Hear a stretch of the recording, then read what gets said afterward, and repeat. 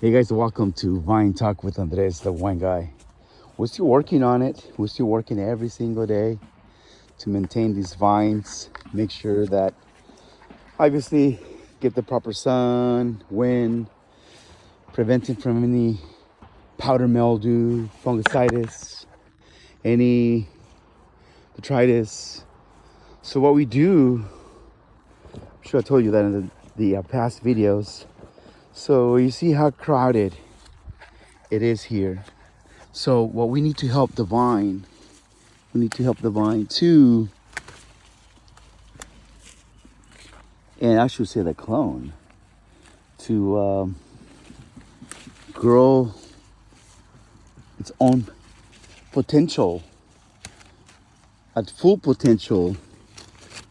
Help them out to get the proper. Let's see here. Yeah. Okay. So anyway, so I believe today is a day that we are going to finish it, and we're not even there yet. So little by little, we giving you heads up and a little more about it.